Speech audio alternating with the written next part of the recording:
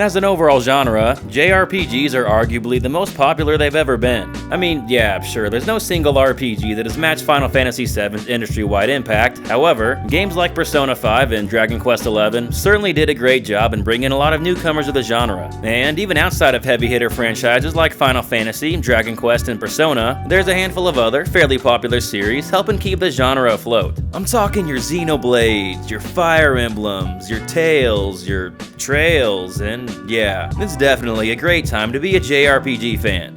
With all that said, even though JRPGs are quite popular right now, they can be pretty easy to overlook some of the forgotten classics that have been lost with the passage of time. I thought it would be fun to make a video highlighting some of these titles. I'm not necessarily referring to hidden gems, though some of these may qualify as that, but rather, in my opinion, RPGs that didn't get the recognition they deserved back in the day, or even now. These could either be standalone titles or lesser appreciated entries of more popular series. They're also going to be games that haven't and won't be getting any remasters anytime soon. So as much as I'd love to talk about titles like Grandia and Suikoden 1 and 2, I'm sorry guys, this is not your video. Also, while I could fill up this entire list with PS1 and PS2 RPGs, I'm gonna do my best to spread it across multiple console generations, including one from more recent years. Last two things. This list is going to be a mix of 4 turn-based RPGs, 2 action RPGs, and 2 strategy RPGs, and this is a video topic that could definitely apply to more to 8 games, so if you do want to see more content on this topic, let us know in the comments below. Alright, lengthy intro aside, here's an unranked list of 8 great, underappreciated RPGs that deserve more recognition.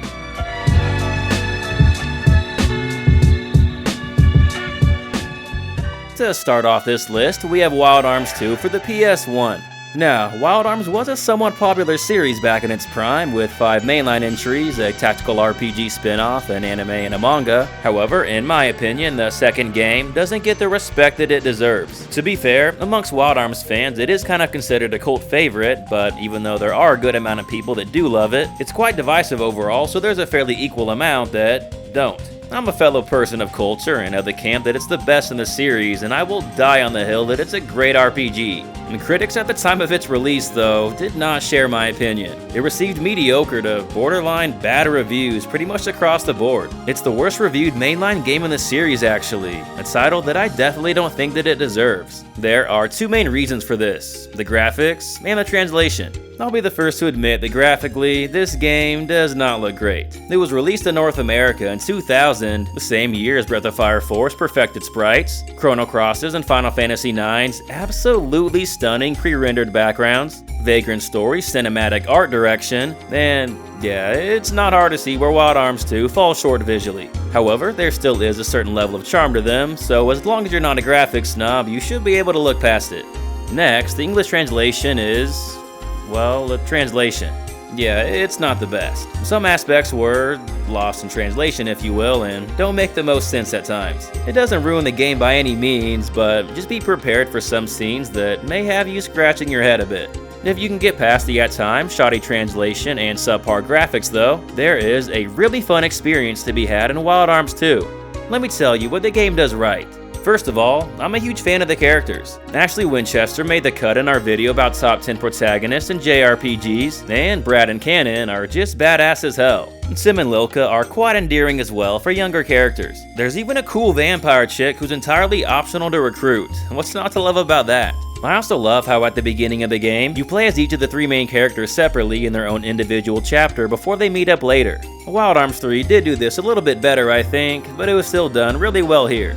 Big fan of the villains too. Odessa's a cool enemy group with some memorable designs. The story may get a little out there and kinda confusing to follow in the second disc, but I do love the themes and topics that it covers.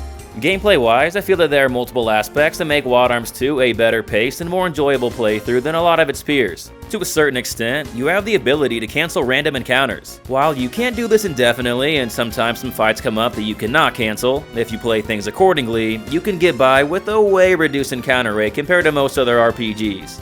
Battles are your typical turn-based affair, but with the Force system, you can speed things up a bit. Force points, otherwise known as FP, can be increased by either attacking or getting attacked in battle, and are also tied to your level. So, say you're level 30. That means you'll start every battle with 30 FP. This allows you to make use of stronger abilities at the beginning of battles now to make quick work of enemies. There's also a shit ton of optional dungeons and optional bosses. Between collecting guardians and fighting the 10 plus optional bosses that are even harder than the final boss itself, there's a lot of gameplay to be had here. A lot of strategy too. Being able to change equipment and accessories mid-battle was a nice touch. The tool system also made exploration quite fun. Each character has access to 3 different tools that you'll then use to solve puzzles throughout dungeons. They don't have to be in your active party either, as you can switch them out whenever, something that Breath of Fire 3 really should have done. I also like the personal skills system, allowing you to customize your characters, and who could forget the memorable boss intro screens with super cheesy and ridiculous sounding names. This was the only entry to do this and gave it some extra personality and charm. Perhaps the best thing about Wild Arms 2 though, is the music. That wild western fantasy vibe is captured perfectly. The Wild Arms series as a whole, and especially number 2, have incredibly underrated OSTs. Some of the best you'll find in the genre, in my opinion. Michiko Naruki deserves a lot of praise for all her work here, so hats off to her. Overall, Media Vision did an amazing job with Wild Arms 2, and it sucks that it doesn't get the recognition that it deserves. It's a game that may not impress everyone, but for the right person it's really gonna click, and for that reason, I wanted to include it. Oh, and one last thing, the anime openings for discs 1 and 2, so damn good. These absolutely immersed me in like no other when I booted up a save file. I watch them every time. The Trigun vibes are crazy here, and I love every bit of it. And the way the trumpet hits, man, let's just let it play out a bit before we move on to the next game.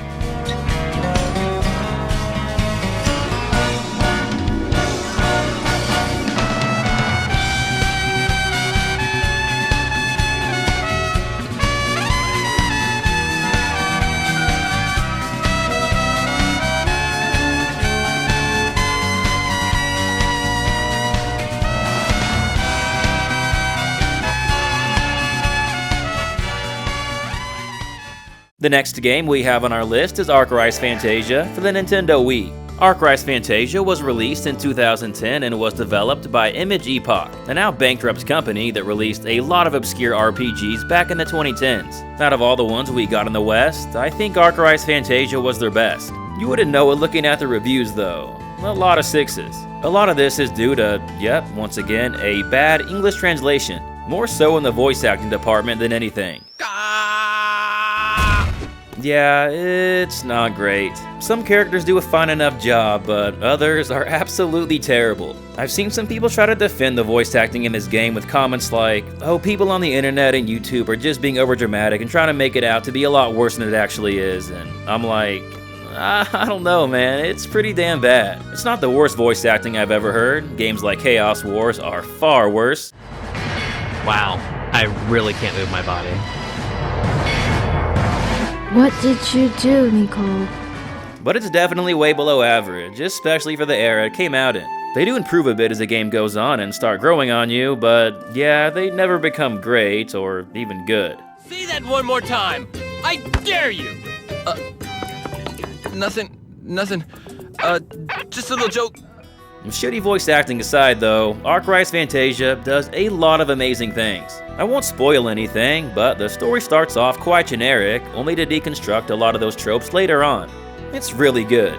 What's also really good is the music. The legend Yasunori Mitsuda composed a lot of the music for this game, and you can definitely tell. I'm not a music guy, so I don't really know any technical terms, but some tracks I just hear and I'm like, yeah, that sounds like Mitsuda. By the way, random side note, but did anyone else know that Mitsuda composed the music for the first Mario Party game? I just found that out when looking at his Wikipedia page and thought that was the most random gaming fact I've learned in a long time.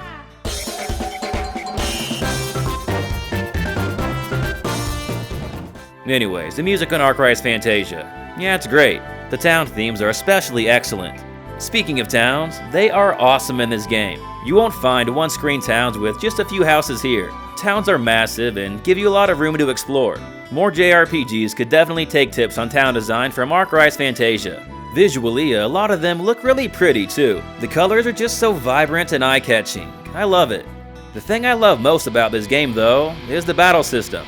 Battles are turn-based and have a lot of strategy, particularly bosses. No joke, these are probably the hardest boss fights I've ever encountered in a JRPG. You will die on most first attempts, allowing you to analyze their weaknesses and regroup and come up with a better strategy. Customizing your weapons through a Tetris-like system, enabling different stat increases, buffs, and abilities is a big part of it.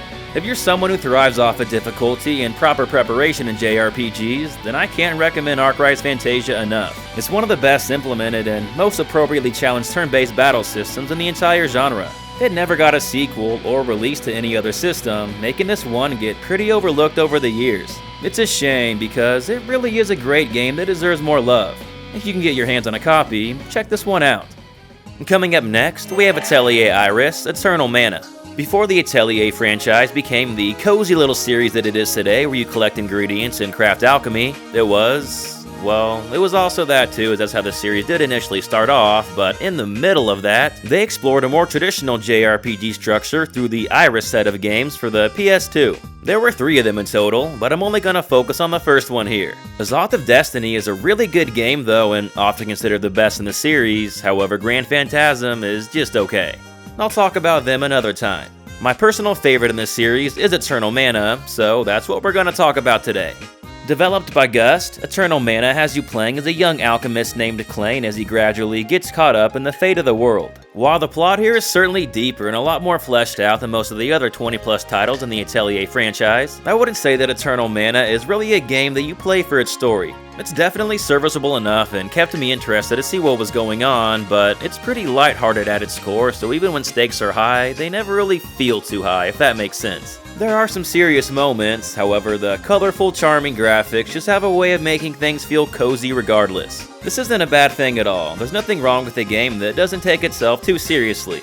However, with that said, in my opinion, the game's biggest strengths in addition to the comfy atmosphere are the characters and the gameplay. I'm a huge fan of both the characters themselves and their designs in this game. For one, it was a refreshing change of pace to get a protagonist that doesn't use a sword. Same thing with getting a heroine that wasn't just a meek healer, but someone who fought up close and personal with her claws. Round that out with the cool and suave archer who's always down for a good time, the long-haired stoic, badass swordsman, a strong female knight who wields a bladed whip, an adorable little cat girl magician, and you have one of my favorite parties in a JRPG. They just ooze that mid-2000s style and charm. They're also voiced really well for a PS2 game.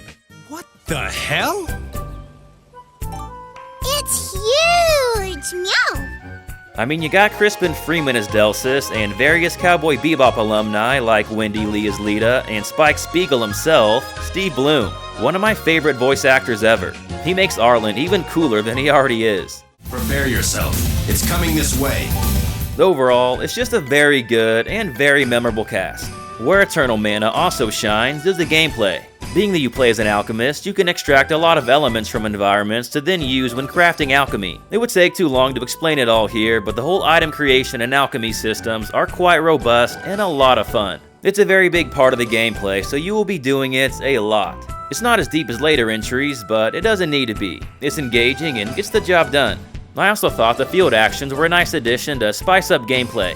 Throughout the game, there's mana spirits that join your party, and some of them allow for various field actions to be used when exploring.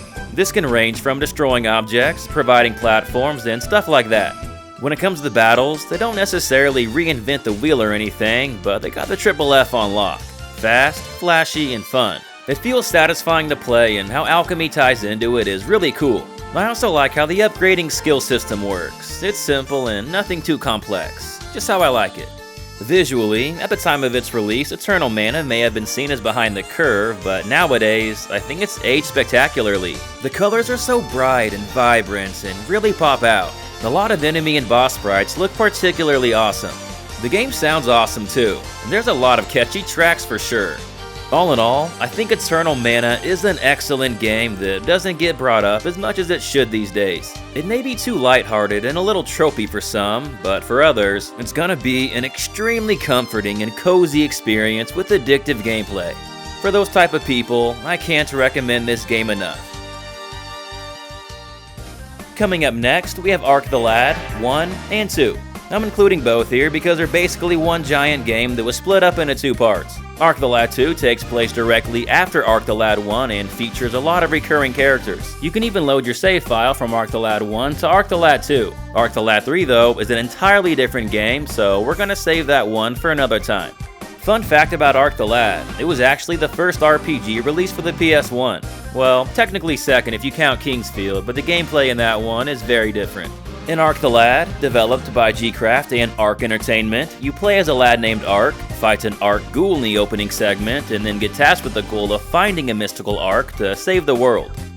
Did I mention the word Arc? Yeah, the story isn't anything you haven't seen before and is mainly just there to set up a sequel. In fact, you could say that about this entire game, really. It almost feels like a tech demo for what Arc the Lad 2 would eventually be. The whole game's only about 10 to 15 hours, very short for JRPG standards. That's not to say it's a bad game though, it's a perfectly fine SRPG. It was the best-selling game in 1995 in Japan actually, and sold over 1 million copies. It's just that Arc the Lad 2 improves upon it in basically every way. It's like 3 to 4 times the length for one, and actually gives you the freedom to explore towns and dungeons, unlike the first game.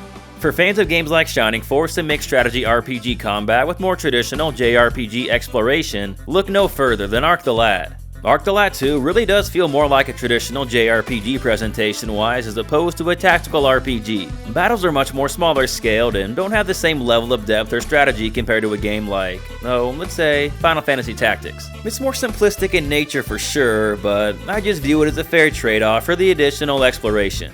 When it comes to the story and characters, they're also fleshed out a lot more in Arc the Lad 2. Instead of playing as Arc though, you play as a young hunter named Elk, and to go into much more detail would spoil the ending of Arc the Lad 1.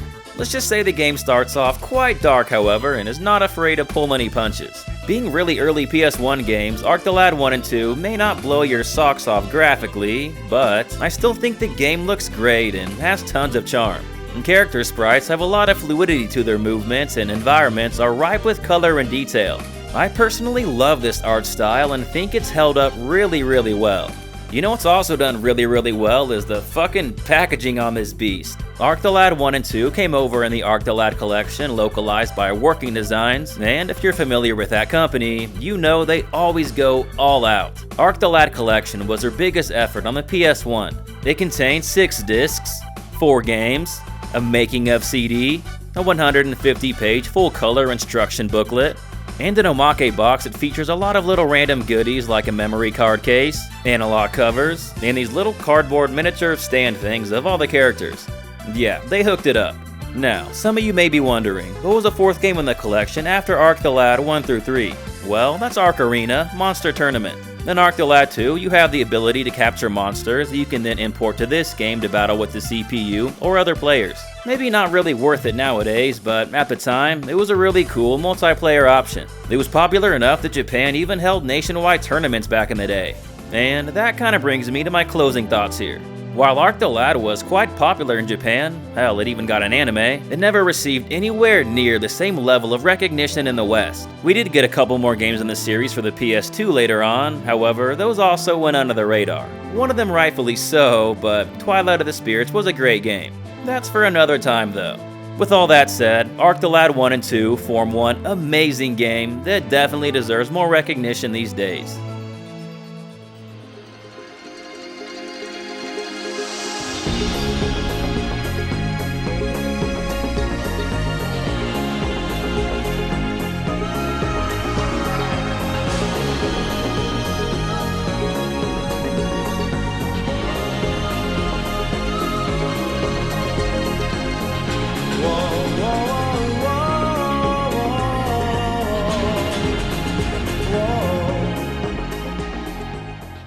Coming up next, we have both Baten Kaitos Eternal Wings in the Lost Ocean, and its prequel, Baten Kaitos Origins. I'm including both here because I couldn't really pick between the two. I was just gonna talk about Origins because I've talked about the first one a lot more on the channel before, but the more I think about it, some people may want to play the first game first before they move on to Origins, so it just makes sense to include them both. They're very similar anyway, so if you like one of them, you're probably gonna like the other.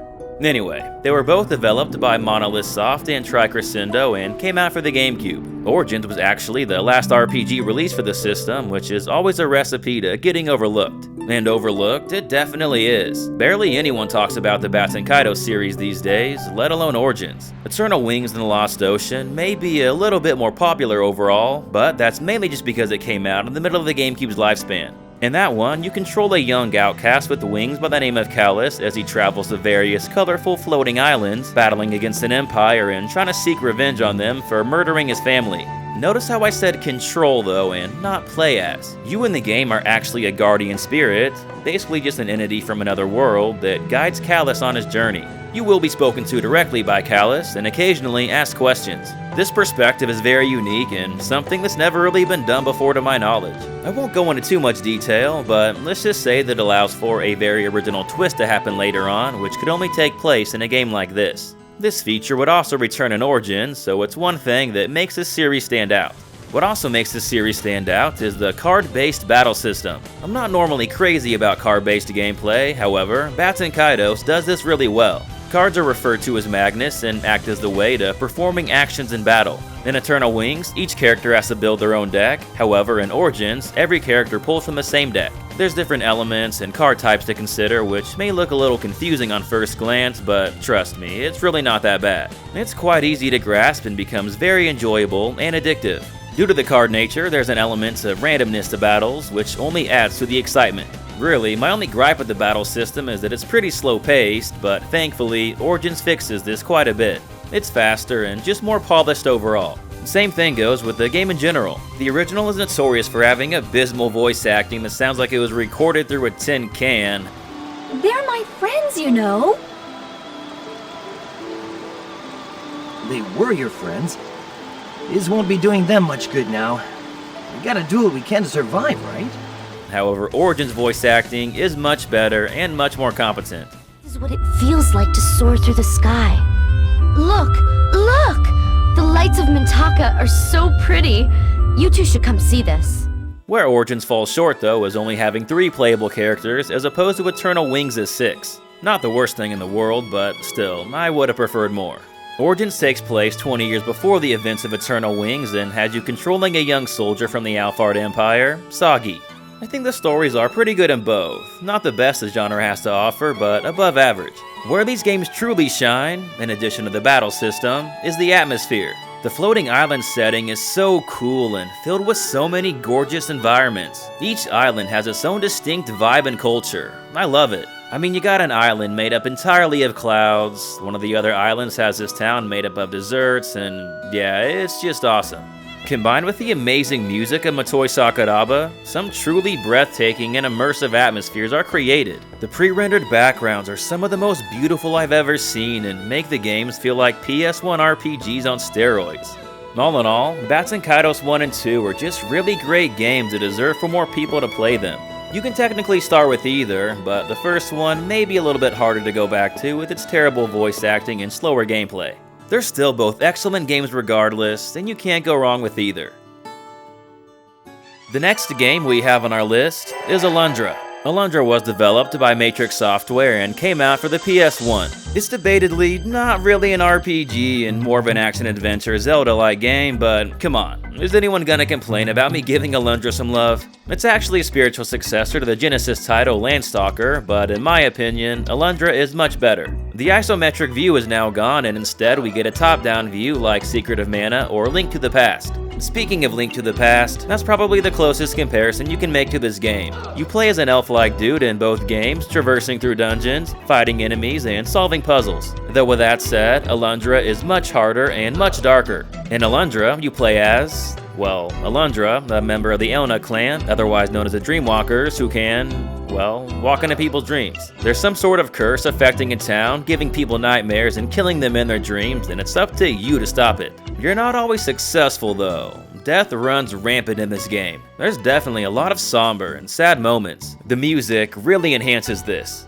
Despite the work in design's localization, the translation here is played pretty straight. There's the odd humorous line here and there that breaks away from this, but for the most part, the writing is quite mature. When it comes to the gameplay, combat feels pretty smooth and puzzles are tough. Like, maybe too tough even, for a lot of people. I've heard of some people putting this one down because the puzzles were too difficult, so if you're one of those people that don't really like super difficult puzzles, maybe skip this one over. On the contrary, for those of you who like this shit, you're gonna have a feast here. Well, if you can actually get your hands on a copy, that is. It's one of the most expensive PS1 games, especially if you're looking for it complete with the map. Whoever thought a piece of paper could be worth so much? Fun fact, Working Designs released multiple variants of this game with different disc art and different inner case art. I believe there's like close to 10 or more total variations. Yeah, I know there's some collectors out there shaking their fist and punching the air right now. I'll just end this segment by taking a page out of SNES Drunk's book and say, just play this one any way you can. Oh yeah, one last thing. There was an Alundra 2, however it switched things up entirely and didn't capture the magic of the original. It has no relation to the first game, gameplay is now in 3D, and the story is much more lighthearted. I wouldn't say it's a bad game, it's just a very different experience for those looking for something similar to the original. Anyway, just thought it was worth mentioning. Coming up next, we have Growlanser 4, Wayfarer of Time for the PSP. In the West, the Growlanser series has always been incredibly obscure. We never got Growlanser 1, Growlanser 2 and 3 came out a few years after its Japanese release, and Growlanser 4 didn't get localized till nearly 10 years afterwards. So yeah, despite being great games, they've always flown under the radar stateside. I'm gonna be honest, I haven't played 2 or 3, or even 5 for that matter, but I have played Wayfarer of Time, and it's pretty damn good. From what I've gathered online, it's often considered the best in the series. It's a very unique title that makes it unlike anything else in the genre. It has your typical JRPG exploration with visiting towns, buying weapons and armor, exploring dungeons. However, battles themselves play out quite a bit differently. It's labeled as a tactical RPG, but it's not grid-based and is more like a mix of turn-based and real-time strategy. You give various commands to your characters where their actions will then be carried out in real time. It's very different and very fun. Also very challenging. Be prepared to die sometimes. Other cool things about the gameplay is that there are no random encounters as enemies are visible on screen, and sometimes story battles will have unique objectives other than just defeating all enemies. What's also really unique about Wayfarer of Time is the way the story plays out. The plot branches off into 3 different paths which greatly affect the events of the game, which characters you can recruit, and naturally, the ending. There are over 40 possible endings in fact. A lot of these are based on the relationships you build with your party members. You can either pursue a romance or a close friendship with any of them, which does affect dialogue and the way they act around you. This gives you a lot of choice as a player and a lot of replayability to the game. When it comes to the story itself, it's very compelling. You play as a member of a mercenary group and deal with politics between nations and trying to stop a group of powerful angels from destroying humanity. It hooked me right in and kept me invested. Graphically, the game just looks okay, but the art and the huge character portraits have a lot of personality and a distinct style. The music is also quite good with a handful of standout tracks. All in all, there's just a lot to love about Wayfarer of Time. The original blend of strategic, tactical gameplay mixed with dating simulation make this game one very interesting and enjoyable playthrough. Given that it's already from a really obscure franchise and didn't come out in the West until 10 years after its Japanese release, Wayfarer of Time has sort of slipped through the cracks and definitely deserves some more recognition. It's an RPG I literally never hear anyone talk about, so I wanted to give it a little bit of love here. Thank you Careersoft for giving us this absolute gem of a game. And the last game we have on our list is CrossCode. Yup, I saved the most recent game for last. CrossCode has been released for every modern system and was developed by the indie studio Radical Fish Games. Radical Fish Games is actually a German company, and I know some of you are getting ready to pound that keyboard saying, well, it's not a JRPG then if it wasn't made in Japan, and to that I say, you can still make Japanese-styled food even when you're not in Japan, right?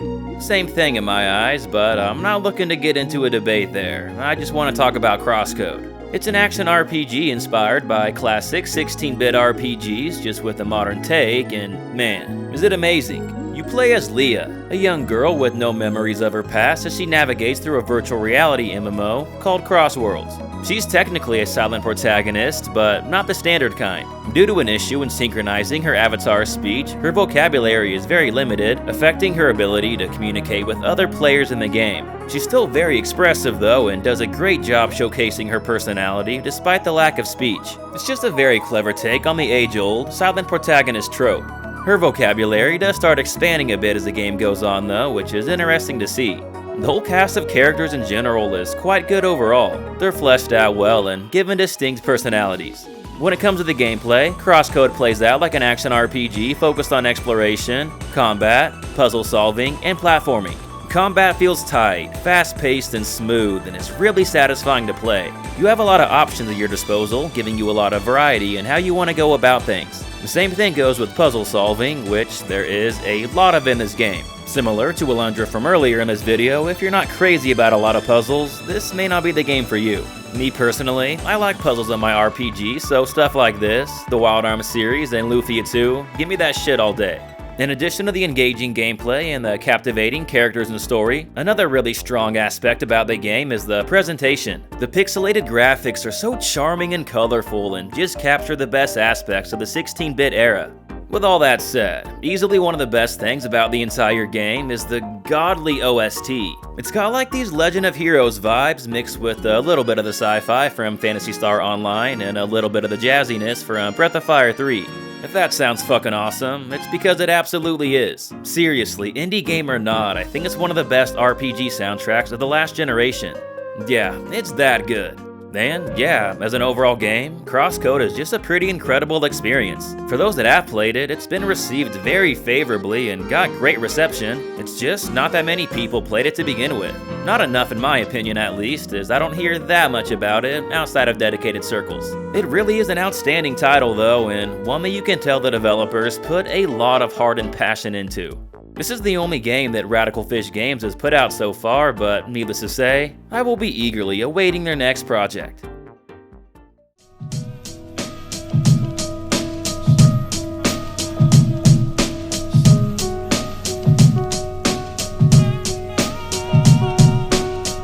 Alright, and that about wraps up this video. Thanks for watching everyone, we hope you enjoyed it. If you did, please either consider hitting that like button, or subscribing to the channel if you haven't already. Like I mentioned in the intro, there are a lot of other RPGs that could be fitting for this topic, so if you guys do want to see a part 2, let us know in the comments below. And also, what are some other RPGs that you guys think deserve some more recognition? Let us know about that too. And as always, just want to give a huge thank you to our Patreon supporters, and an extra special shout out to our top patrons, Derek Drost, Jesse Spencer, Jump Rock, and Sayuno. All of your support and generosity is very much appreciated. Other than that, thanks again for watching everyone, and hope you have an awesome day. This is Corbin from Gaming Productions. Until next time.